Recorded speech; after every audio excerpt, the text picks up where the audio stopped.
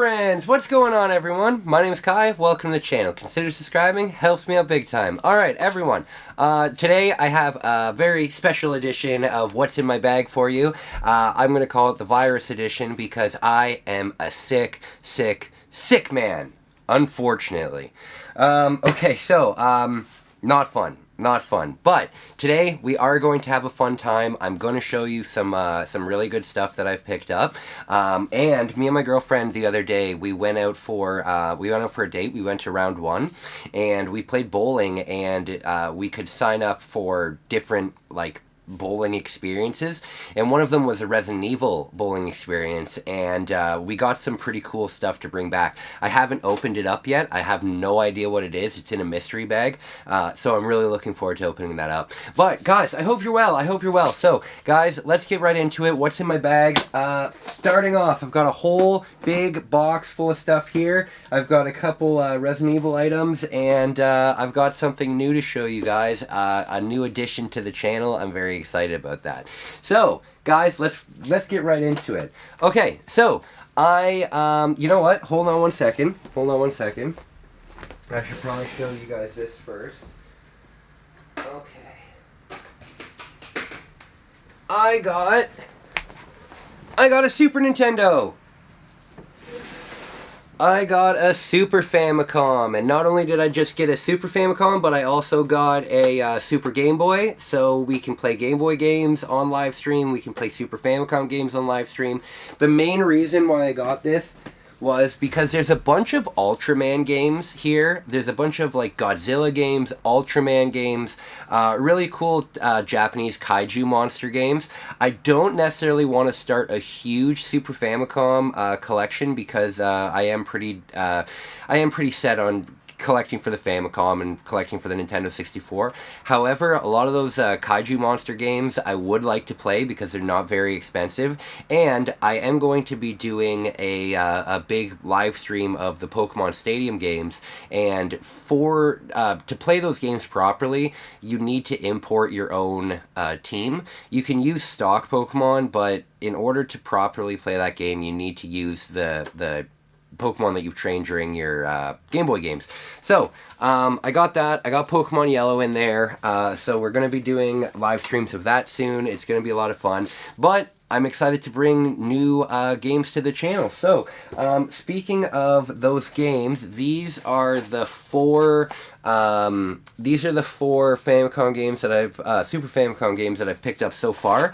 So first, there is this series in Japan where hold on, will that focus? There's a series in Japan where they take a lot of the most famous IPs and they put them all together into one big adventure. Kind of think about the way that Super Smash Bros. Takes a bunch of characters from different games and puts them into one game. There is this, I think it's called SD, the SD Battle Series or something like that. But it has characters from Ultraman, from Godzilla, from Macross, from Kamen Rider, from Gundam. It's got tons of different characters in it. It looks like a lot of fun, and there's quite a few of them, and they're not very expensive. I think this one here cost me, I think, around $6. This one here was $2. But they look like a lot of fun. A big game mashup of all of the different famous Japanese IPs. I'm looking forward to playing that. And then, guys, I've been getting a lot into Ultraman lately. I really like the old 60s, the original 1966 version of Ultraman. If you like camp, if you like things that are so bad that they're good kind of thing, Ultraman is a great series to get involved in, you know, because some of the monsters are so unique, and you can tell that they're all just people in costumes, right? But it's very charming. So what I did was I got this game here. Now, guys, please forgive me. I don't know how to pronounce the titles of these games. But these are two Ultraman fighting games in the style of, you know, like Street Fighter, Mortal Kombat, kind of stuff like that. Much less You know, they're not very amazing games or anything, but you're still Ultraman fighting all of the different monsters and stuff. And I thought that would be kind of neat to see in like the 16-bit era. And again, these games, because Ultraman was so popular, they're not expensive. I think the most expensive Ultraman game I got was this one here, and I think it was like $16. I felt really bad because I bought this game for $2, and right after I bought it, I found a boxed copy of it for $12, and I was like, oh, for God's sake. Should have probably just gotten it anyway. Okay, before we get into the bulk of the rest of the video games, I want to open this. I've been holding on to these now for like 3 days, and I have no idea what they are. I'm gonna guess the posters, because I mean, what could they be other than posters? But these are from when I was playing at round 1, and we signed up for the Resident Evil thing. So let's see what's in here. If I get a double of whatever's in here, it's going to go straight to my buddy Sugarside on YouTube. He's a big Resident Evil live streamer. He does lots of stuff like that. If you're watching, buddy, I really appreciate you. Isaac, my man. If I get a double of one of these, Isaac, they're coming to you. Just because I know that I said that I'd put together something for you for celebrating your sobriety. So let's see what these are. Let's see what these are. All right, I'm going to open it right in front of you guys so you see first. Oh, wow. Wow, that's really cool. Biohazard Death Island. Okay, so Biohazard is very popular in Japan for their CG movies. So there's a lot of CGI movies that Resident Evil has come out with that haven't really come out in the West. I'm going to guess that this is another one of those CGI movies, because I'm sure that if there was a new Biohazard game called Death Island, I would know about that. So that's very cool. That's very cool. Hopefully the other one is a double, and I can send that off to one of my friends. Let's see what this one is. Okay. Okay, so here we go. Oh, that's so cool! Biohazard. Wow, it's got Jill, Leon, Claire, Rebecca, and Chris. Wow, that is so cool! And these posters aren't made of, they're not made of paper, they're made of plastic, and no, they don't change shape, but wow, very cool! Very, very cool. You know what, guys? There we go. Very cool. Sugarside, Isaac, if you are watching this, Megumi and I are going to go bowling probably several more times, and we'll always sign up for the Resident Evil one. If I get a double of any of these, I will send one to you. I will send one to you. That is very, very cool. Okay, so next on the agenda here, let's open this up. Okay, this is the Don Quixote penguin. This is the mascot for Don Quixote, and I love it. I needed to get something for my Japanese toy shelf, so I think that will be just fantastic. Little penguin. Okay, so guys, I found something that I am going to be adding to my Patreon rewards. So, here in Japan, it is incredibly hard to buy packs of Pokemon cards, like booster packs.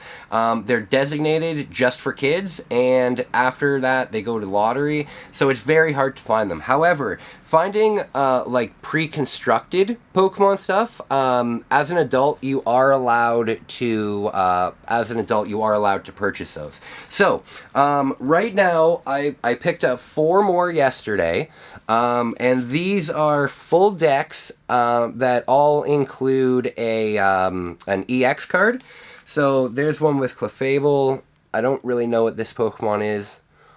But I'm going to be adding these to my Patreon reward tiers. So check that out in the next little while. And there will be a tier where you will receive one of these.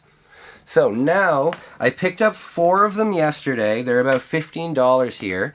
And now I have a total of 6 of them. So I'm going to continue to pick them up. I think I'll pick up 4 more, and I'll make like a Pokemon tier on my Patreon, and those will be available. Okay, guys, speaking of Pokemon, I also picked up a copy of Pokemon Silver.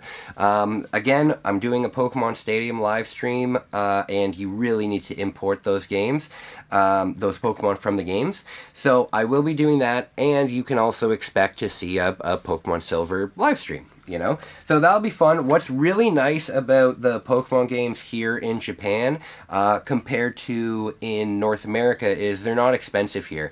If you're looking for like a boxed copy, they're still expensive, you know. I ended up picking the very first time I was in Japan, my friend wanted a Pokemon a Pokemon green, red, and yellow all in the box, and it was over $400.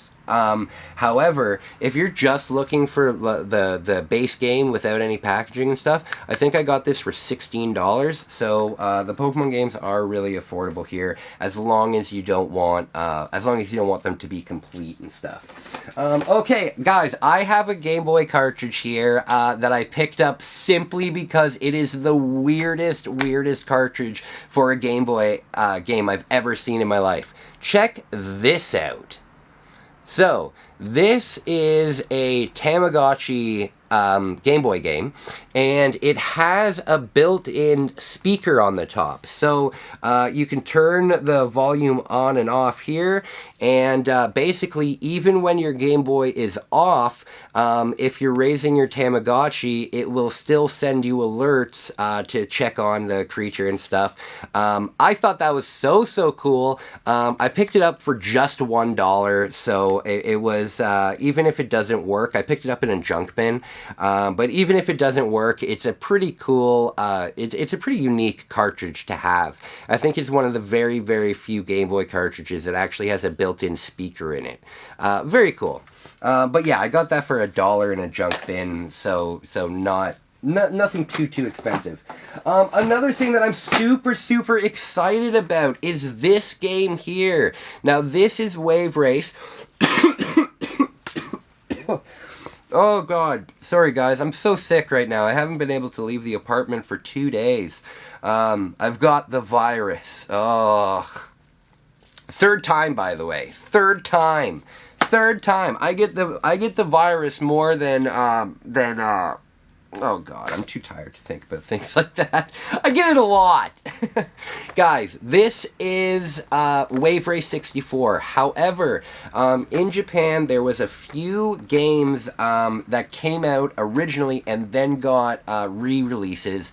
A good example of that is Super Mario 64. When Super Mario 64 originally came out, it barely had any voice acting in it. There was a lot of stuff that was missing. It would be very jarring to play the original release of Mario 64 if you were a North American, because a lot of the voice acting is not in there. So in Japan, they re-released that game with Rumble Pack support, and that's basically the game that we got in North America. This was the same kind of thing. So Wave Race, it came out, and then about a year later, it came out with a re-release, and it added Rumble Pack support. It cleaned up some of the textures. It added some new music in it, and I think it added a couple of new tracks in it. However, this game in Japan is not a very expensive game. I'm very certain that, you know, the way that a lot of retro video games the way that a lot of retro video game stores in North America work is they just look up on eBay what the prices are, or they go on Price Charting. That's the website that I use, and they get a good idea of what the game is worth. However, eBay is not a big thing here in Japan, and neither is, I guess, Price Charting, because sometimes I will find games that are so undervalued here but are worth so much more at home, and this is a perfect example of this. This is actually worth over 100 Canadian dollars. And I picked it up for $18. So I already do have a copy of this, but an $80 profit margin on something, I can't not pick that up, right? So I was really glad to find this for under 20 bucks. When I get home, it will either be a like a big giveaway item, or I'll just throw it on eBay or something. Okay, so guys, there was, oh, Jajamaru. Okay, so this, I showed you guys this the other day. This is just like a little coin purse. That looks like a Famicom cartridge.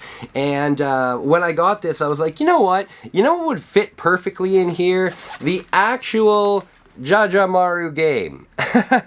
So, there's 5 different versions of this gachapon, and what I'm going to do is I'm going to try and collect that whole collection and then get the games to put them in. That looks really cool. So this game is called Jajamaru, Jajamaru-kun. It's very famous, not very famous back in North America, but very, very famous arcade game here in Japan. When I showed this to my girlfriend Megumi, she was very excited about it. She was very excited about it. So that's that. And then guys, I finally found the third Takeshi game. The third Takeshi game. So my buddy Retro Cart Collector, if you're watching this, hey man, what's up buddy? I really appreciate you looking for this game for me. I want to let you know that I found this one. There's still one more that I'm looking for. It looks very similar to this, so I'll send you a message on Instagram. Either way, I'm very happy to find this. This is Takeshi Kitano's third game. So I'm really looking forward to playing this. However, this is a family trainer game, so it's one of those games that you use like the power pad for, and you stomp around on it. If anybody knows if you can play these games without the power pad, please let me know, because honestly, it's too big of an investment. I'm not going to buy a power pad that's around $100 here. I'm not going to buy one just to be able to play one single game. I do not have enough patrons to do that. I do not have enough money to do that. I am not a huge YouTuber, and I can't write that stuff off yet. So I'm really hoping that I can play this game without the family trainer. Guys, if you remember that show, Most Extreme Elimination Challenge, or Takeshi's Castle, this game is a direct, like, it's based on it. It's directly that game. So a lot of the obstacle courses that were in Takeshi's Castle, they're all in this game. So I'm very excited to have that. Okay, so, my last Famicom game that I got, I'm surprised that I don't have this yet. This is Tetris 2 plus Bomb Bliss. This game was actually, made by Miyamoto. I believe that Shigeru Miyamoto had a direct hand in this game. The original Tetris that came out for the Famicom was not that good at all. The controls are very strange. You can't instantly drop. Blocks. It's a very poorly controlling game. This is basically the game that we know as Tetris, with all of the block changing and dropping it and everything like that. Plus, it has an extra game in it called Bomb Bliss, and I love puzzle games. So whenever there's a new puzzle game in the style of Tetris, I'm always down to try it. Okay, so guys, now let's get on to some of the Nintendo 64 games that I got. And I got some really cool stuff. There's actually 2 games in here that I've been looking for the entire time I've been in Japan. Not just this trip, but the one before and the one before that. I could never find these games loose. I could find them in the box, but the problem is these games boxed are worth about $200 each. So it was nice to find it without the box. So, guys, I don't know if you've ever heard of this game, Hexen. Hexen is kind of like a Doom clone. It's in that Doom kind of style, but it's more about like medieval kind of thing. It looks very cool. It's a game that I've seen my entire life. I remember when I was really young, being at Blockbuster with my dad and seeing exactly this cover. And of course, I wasn't allowed to play teen-rated games when I was young. And I would always try, though. I would always try. I would always go to my dad, and I'd put my finger over the rating, and I'd say, "Can I rent this?" And he looked at this guy with his, like, devilish look, and he's like, "Oh, hell no. Hell no." So, I've actually never played this game. However, I've never heard anything bad about it. And it's really rare to find the Japanese version. Not necessarily super expensive, but the entire time that I've been doing my journey, my searches, my video game hunts, this was the very first time that I came across Hexen. So I picked it up. I think it was around 3,500 yen, which is about $30 Canadian. So I thought that was a really good price. The next one that I'm really excited about, I know this is a cult favorite. I'm hoping that you guys will really enjoy the stream that I do with this. This is a game that is famous for being incredibly hard to emulate, so you kind of need the physical cartridge. When you're emulating this game, once you get to the 5th level, it just doesn't work anymore. So, Mischief Makers. I am very excited to get this. This is like a 2.5D side-scrolling platforming game. Really fun, really fun. I remember playing this when I was a little kid, and I know that it is a very popular franchise, even though there was only, I believe there was only one of them. Maybe some more came out like when I was an adult, but this is definitely the only one that came out when I was a kid. So we got Mischief Makers. Now we got 3 more things in here.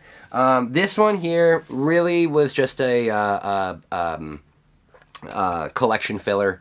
I'm trying to fill out the collection, and a lot of the games in the collection are worth like $2.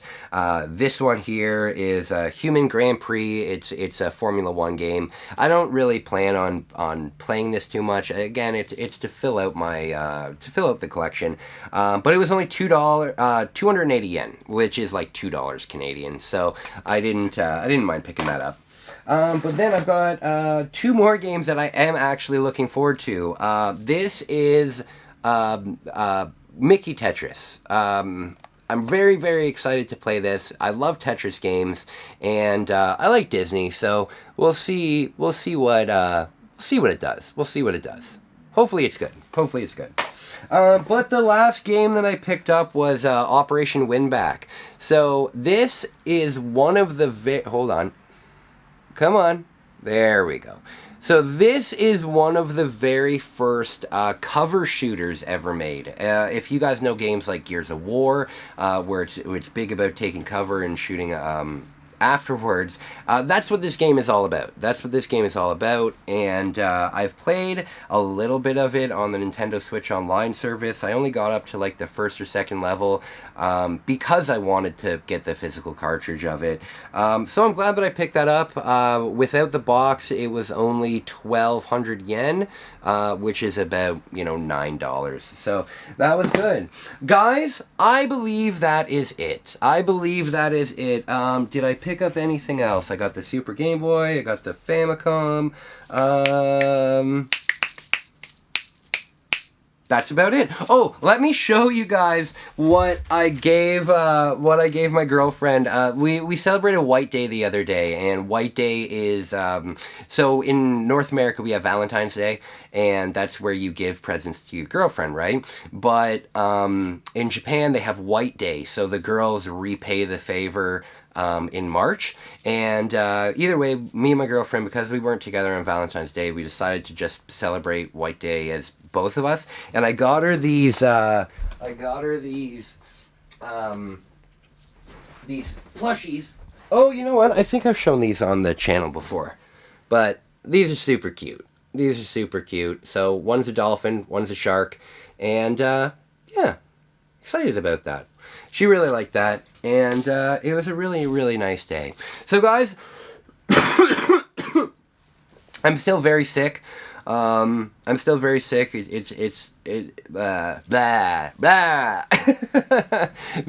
sick, my friends. So, I'm gonna get going, but I'm excited to show you guys that. These are very, very, very, very cool. So I'm looking forward to hopefully getting a double of these so I can send this off to my friend Isaac. Yeah, I don't want to get your hopes up, but I'll try my best to find something for you. Either way, guys, that's going to be it for the video today. I am just going to be relaxing at home today. I am still very sick. I should not be going out in public.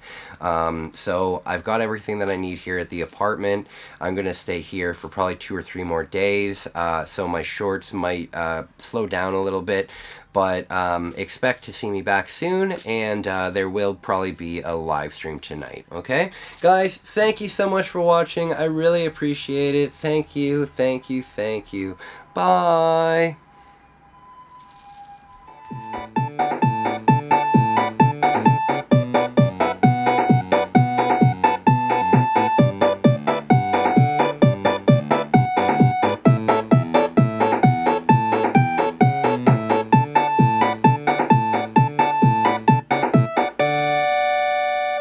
Thank you for watching そばリビング